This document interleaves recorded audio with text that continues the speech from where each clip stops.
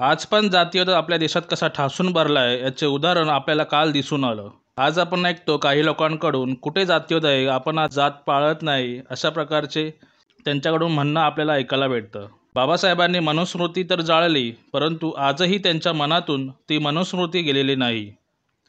जातीवरचं आरक्षण संपवलं पाहिजे असे बोलताना दिसतील आणि आर्थिक निकषावर आरक्षण दिलं गेलं पाहिजे असं त्यांचे विचार आहेत. काल काळाराम मंदिराच्या परिसरात काही पत्रके वाटले गेले. त्या पत्रकात काय लिहिले आहे बघा, तुम्हालाही वाचून दाखवतो. हिंदू युवा वाहिनी, जय श्रीराम, जय हिंदू राष्ट्र. इशारा: काळाराम मंदिर आसपास असणाऱ्या सर्व अस्पृश्य शूद्रांना ताकीद देण्यात येते की मंदिराजवळ कुठेही तुमचा निळा पिवळा झेंडा लावू नये. तसे केल्यास पाठीवर पुन्हा झाडू आणि गळ्यात मडके देण्यात येईल. हे हिंदू राष्ट्र आहे आणि काळाराम मंदिर सारख्या पवित्र ठिकाणी महारानी जे भीमटे स्तंभ उभारले आहे ते तात्काळ काढून टाकावे. मंदिराच्या चारही दरवाजा वरून ये-जा बंद करणे.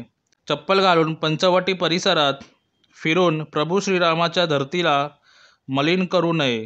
तसे दिसल्यास परिणाम भोगायला तयार राहावे. जो कोणी परत निळा हातात घेऊन दिसला तरी त्याला वाळीत टाकण्यात येईल. सर्व कट्टर हिंदूंनी शूद्र जातीसोबत मांग, महार, ढोर, चांभार इत्यादींना आपल्या घरी बोलवू नये. त्यांच्या घरातील पाणी पिऊ नये. त्यांचा स्पर्श होऊ देऊ नये. जय हिंदू राष्ट्र, जय श्रीराम. आणि खाली नाव लिहिलं आहे श्री प्रथमेश दादा संदीप चव्हाण आणि त्याचा फोटो आहे. जशी ही पत्रकं लोकांच्या हातात मिळाली, 2 तासात पूर्ण नाशिक बंद झालं. मंदिराच्या परिसरात शुकशुकाट पसरला. मोठ्या संख्येने काळाराम मंदिराच्या परिसरात आंबेडकरी समाज निळे पिवळे झेंडे घेऊन पोहोचले. सर्वांनी जयभीमचे नारे लावले. बाबासाहेबांच्या नावाचा जयघोष केला. त्यानंतर पोलिसांनी आपलं एक पत्रक काढलं. त्यात त्यांनी असं सांगितलं आहे, नाशिक पोलीस आयुक्तालय तर्फे सर्व नागरिकांना 2 समाजामध्ये तेढ निर्माण होईल या अनुषंगाने छापीव पत्रके टाकण्यात आले होते. पत्रकामध्ये नमूद असलेला व्यक्ती व मुख्य आरोपी यांच्यामध्ये वैयक्तिक वाद असून सदर पत्रकावर छापण्यात आलेल्या फोटोमधील इसमाला त्रास व्हावा या उद्देशाने पत्रके तयार करून टाकण्यात आली होती. सदर प्रकरणी पंचवटी पोलीस ठाणे येथे गुन्हा दाखल करण्यात आला आहे. मुख्य आरोपी विरुद्ध सबळ पुरावे मिळून आले असून त्यास ताब्यात घेण्यात आले आहे. तरी नाशिक पोलीस आयुक्तालयातर्फे सर्व नागरिकांना शांतता राखण्याचे आवाहन करण्यात येत आहे. या प्रकरणावरून एवढेच दिसतं की कितीही काही झालं तरी या मनुवादी जातीयवादी लोकांच्या मनातून हा जातीवाद कधी जाणार नाही.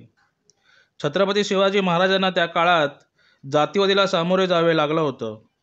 त्यांचा तर राज्याभिषेक पण नाकारला या मनुवादी जातीवादी लोकांनी. महात्मा फुलेंबाबत पण तेच बघायला भेटते. छत्रपती शाहू महाराज यांच्यावर सुद्धा याच प्रकारे जातीयवाद करण्यात आला होता आणि बाबासाहेब तर महार जातीत होते. त्यांच्या बाबतीत तर आजही मनुवादी जातीयवादी मानसिकतेचे लोक द्वेष पसरवतात. त्यांच्या मूर्त्या देखील तोडतात. त्यामुळे जात ही कधीच जात नसते.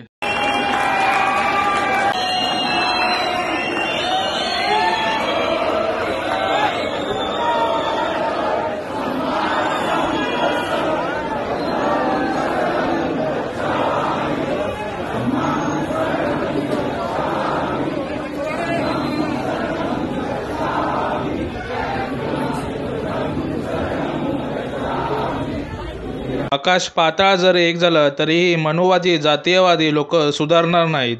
म्हणून डॉक्टर बाबासाहेब आंबेडकरांनी सुद्धा हिंदू धर्म सोडून बुद्ध धर्म स्वीकारला.